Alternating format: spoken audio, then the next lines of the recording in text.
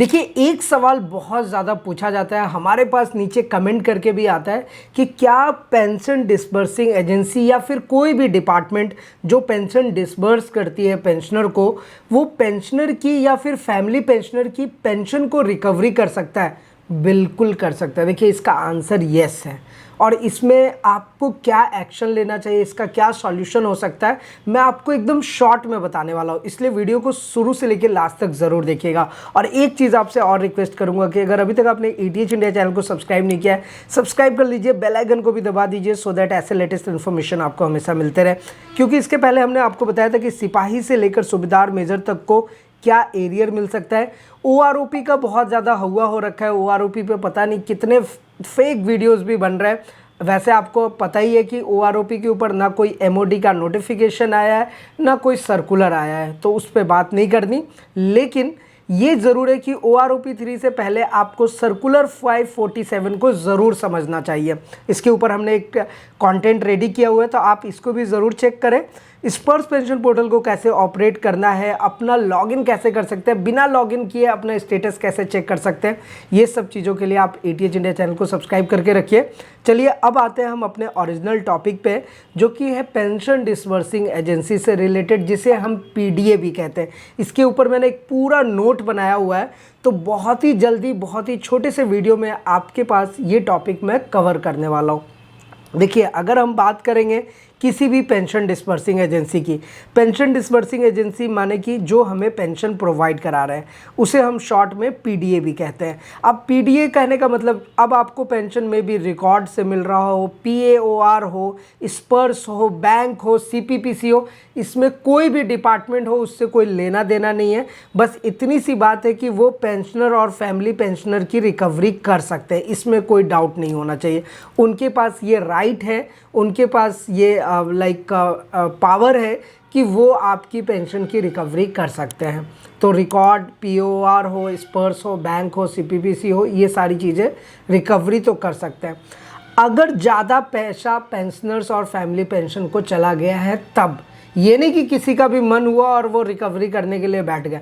जिसका ज़्यादा पेंशन होता है, और ये कॉमन सेंस की बात है, हम सबको पता है कि जिस किसी को भी अगर ज़्यादा पैसा चला गया है, चाहे वो पेंशनर हो या फैमिली पेंशनर हो, उनका रिकवरी वो लोग कर सकते हैं।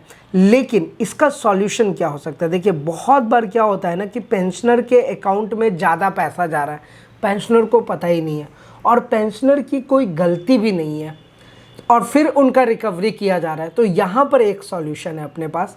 इस चीज़ को एकदम ध्यान से समझिएगा आप, कि अगर पेंशनर और फैमिली पेंशनर की गलती की वजह से अगर वो रिकवरी हो रहा है, तो चाहे इसमें आप कितनी भी जोड़ लगा लो, कितना भी सॉल्यूशन निकाल लो, बहुत सारे लोग बहुत सारी चीज़ें बताएंगे, लेकिन आपकी रिकवरी होने से कोई नहीं रोक सकता।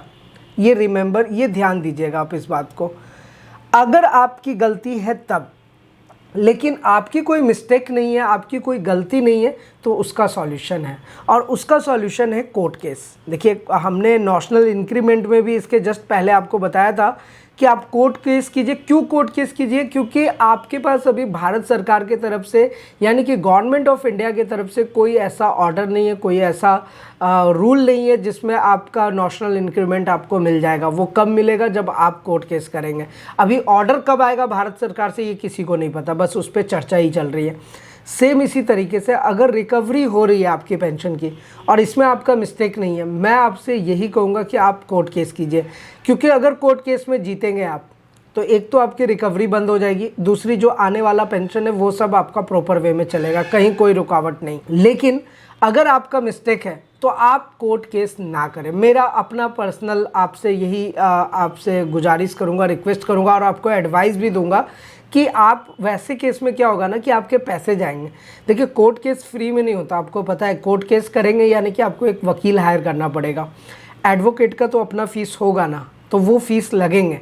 तो ऐसा ना हो कि आपको खुद से पता है कि मेरी गलती की वजह से ये मेरा पेंशन रिकवरी हो रहा है, तो उसमें आपको उसका ना एडवांटेज नहीं मिल पाएगा। तो देखिए, बेसिकली क्या है ना कि इन्हीं सब चीज़ों को देखते हुए हमने यहाँ पे क्लियरली मेंशन कर दिया है। यहाँ पर आप देख ही सकते हैं, PDA और डिपार्टमेंट की गलती से है तो कोर्ट केस कीजिए और रिकवरी को बंद करा सकते हैं, और आगे के लिए भी आप सेफ हो जाएंगे। अदरवाइज जो भी पेंशन डिसबर्सिंग एजेंसी है वो आपका रिकवरी करेगा कैसे भी, पेंशन डिस्बर्सिंग एजेंसी आप समझ लीजिए, चाहे वो आपका रिकॉर्ड हो, PAOR हो, स्पर्स हो, बैंक हो, CPPC हो, चाहे कोई भी डिपार्टमेंट हो, वो रिकवरी करेगा।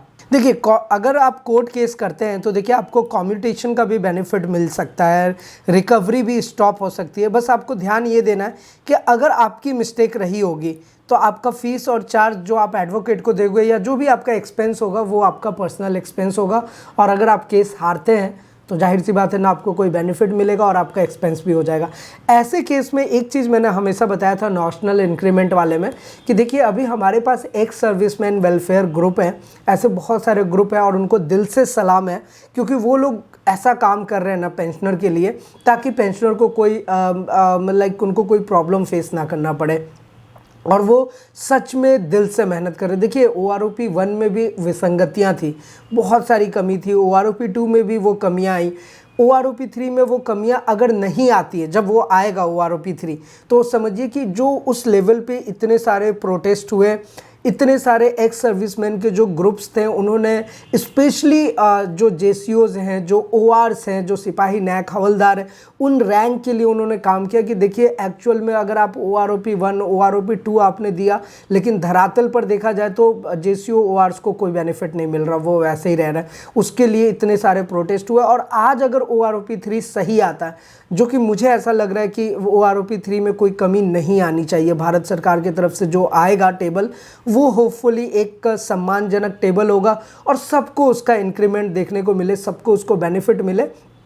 तो समझिए कि ये इसलिए हो पाया है, ऐसा इसलिए हो पाएगा क्योंकि वहाँ पर एक्स सर्विसमैन ग्रुप ने बहुत ज़्यादा मेहनत की है। तो ऐसे अगर एक्स सर्विसमैन ग्रुप है, आप किसी भी इंडिया के किसी भी स्टेट से, हर स्टेट में ये एक्स सर्विसमैन के ग्रुप हैं जो बहुत अच्छा काम करते हैं और वो दिल से काम करते हैं पेंशनर्स के लिए, तो वो उनसे भी आप ज़रूर मुलाकात करें। वैसे हमारा व्हाट्सएप ग्रुप और टेलीग्राम का ग्रुप है, नीचे हमने लिंक दिया हुआ है, आप उस पर भी क्लिक करके हमारे ग्रुप में ज्वाइन हो जाइए। हम आप जिस भी स्टेट के रहेंगे वहाँ पे कौन सा एक्स सर्विसमैन का ग्रुप एक्टिव है वो हम आपको उनका डिटेल्स देंगे, आप वहाँ पे जा कर के सारी चीज़ें कर सकते हो। उससे क्या होगा ना कि आपको वकील को, हालांकि थोड़ा बहुत तो आपको फीस पे करना ही पड़ेगा, जाहिर सी बात है, बट एक्स सर्विसमैन ग्रुप आपको फ्री ऑफ कॉस्ट सर्विस देंगे और बहुत अच्छा सर्विस देंगे। तो आप इन सब चीज़ों के रहें। मेरा मिला जुला करके कहना यही है कि आपको एक्टिव रहना है, आपकी रिकवरी हो रही है, आपको हाथ पे हाथ धर के नहीं बैठना, आपको जस्ट पहले तो ये देखना है कि रिकवरी हो क्यों रही है। अगर कोई ऐसा मिस्टेक है जो आप देख रहे कि यार ये तो मैंने खुद ही मिस्टेक किया है, तो वैसे में कोर्ट केस आप नहीं कीजिए, जो रिकवरी हो रही है उसको होने दीजिए क्योंकि वो लोग रिकवरी करेंगे। लेकिन अगर आपको एक बार भी ऐसा लग रहा है कि इसमें तो मेरी कोई मिस्टेक ही नहीं है, मुझे क्या पता, ऐसा होता है पेंशनर के साथ कि पेंशनर को पेंशन मिल रहा है तो उसकी क्या गलती है, अब डिपार्टमेंट ने गलती की तो उसकी गलती आप पेंशनर को थोड़ी ना बोलेंगे, तो ऐसा सिचुएशन हो रहा है तो वो फिर डिपार्टमेंट के ऊपर आप केस कीजिए, डेफिनेटली आपको जीत मिलेगी। और वो कोर्ट केस अगर आपने किया ना और एक बार अब जीत गए तो अब क्या होगा कि वो ना ही रिकवरी कर सकते हैं और ना ही आपके आने वाले पेंशन में कोई रुकावट होगी। तो ये चीज़ ज़रूर ध्यान रखिएगा। हाँ, जो लोग सवाल पूछते हैं कि क्या डिस्पर्सिंग एजेंसी हमारा रिकवरी कर सकती है, डेफिनेटली कर सकती है, इसमें तो कोई डाउट ही नहीं है। और हमारी यही कोशिश है कि आप तक सही और सटीक जानकारी पहुंचाए। तो हमारे वीडियोस आपको कैसे लगते हैं नीचे कमेंट करके ज़रूर बताइएगा। और मुझे आपके एडवाइस की ज़रूरत है, आपके सुझाव, आप अपना फीडबैक, किस तरीके से हम काम करें वो आप ज़रूर बताइएगा। वैसे ही हम लोग आगे भी वर्क करेंगे और कोशिश करेंगे कि हम जो वीडियोस बनाएं उससे पेंशनर को बेनिफिट मिले, उनको फ़ायदा मिले। बहुत सारे टॉपिक्स को लेकर के बहुत ज़्यादा हुआ और एक हाइप क्रिएट कर दिया जाता है, तो उनसे हम पेंशनर को बचाते हैं। जैसे कि OROP 3 को लेकर के पता नहीं कितने टेबल्स मार्केट में आ गए हैं, लेकिन धरातल पर कोई ऑफिशियल टेबल नहीं है सरकार के तरफ से, इसलिए हमने हर वीडियो में गाइड किया है कि आप उन टेबल से बचिए। जब टेबल आएगा डेफिनेटली हम आपके साथ शेयर करेंगे। अब रह गई बात, अगर स्पर्स पेंशन पोर्टल को ऑपरेट करना है तो आप लॉगिन करके ऑपरेट कर सकते हैं। दूसरा, हमने आपको बताया कि अगर आप अपना माइग्रेशन स्टेटस, सबसे इंपॉर्टेंट क्या होता है, जीवन प्रमाण पत्र, ताकि पेंशनर का पेंशन कंटिन्यू रहे, तो उसके लिए क्या करना है, स्पर्स पेंशन पोर्टल को गूगल से ओपन करना है। आप जैसे ही एक बार भी रिफ्रेश करेंगे ना तो आपके सामने देखिए इस तरीके का अलर्ट मैसेज आता है। बस कुछ नहीं करना है, इससे यहाँ पर ना आपको क्लिक हेयर पे क्लिक करना है। आइडेंटिफायर में बैंक अकाउंट नंबर और यहाँ पर अपना पर्सनल नंबर, यानी कि जो आपका आईसी रेजिमेंटल या जीपीएफ नंबर है वो डालिए, कैप्चा कोड दीजिए, सर्च कीजिए, आपके सामने पूरा डिटेल्स आ जाएगा किस तरीके से आपको यहाँ पर परफॉर्म करना है। सारा चीज़ आपको बताता है, आपका जीवन प्रमाण पत्र, आपका कब आप स्पर्श में माइग्रेट हुए थे। देखिए आज के टाइम पे भी 5 से 10% ऐसे पेंशनर है जिनका स्पर्श में डेटा माइग्रेट ही नहीं हुआ है, तो भाई उनका पेंशन तो बैंक से ही मिलेगा जैसे आज तक मिलता आ रहा है, जीवन प्रमाण पत्र सब कुछ। लेकिन कुछ पेंशनर ऐसे हैं उस 7 से 10% में जिनका डेटा माइग्रेट हो गया लेकिन उनको पता ही नहीं है, तो पता करिए ज़रूर यहाँ पर आकर के। इसलिए मैं कहता हूँ कि चाहे आप स्पर्श में माइग्रेटेड हैं या नहीं है, आपके मोबाइल फ़ोन में स्पर्श की तरफ से मैसेज आया हो नहीं आया हो कोई फ़र्क नहीं पड़ता। आप आइए बिना लॉगिन किए, एक बार अपना बैंक अकाउंट नंबर जिसमें पेंशन मिलता है वो, आपका आईसी रेजिमेंटल नंबर यहाँ पे डालिए, कैप्चा कोड डालिए, सर्च कीजिए। मैंने बहुत सारे वीडियोस बनाए इसके ऊपर और मैं चाहता हूँ कि जितने हमारे पेंशनर्स हैं वो खुद से परफॉर्म करें, खुद से ऑपरेट करें, तो आपको बहुत आसान लगेगा।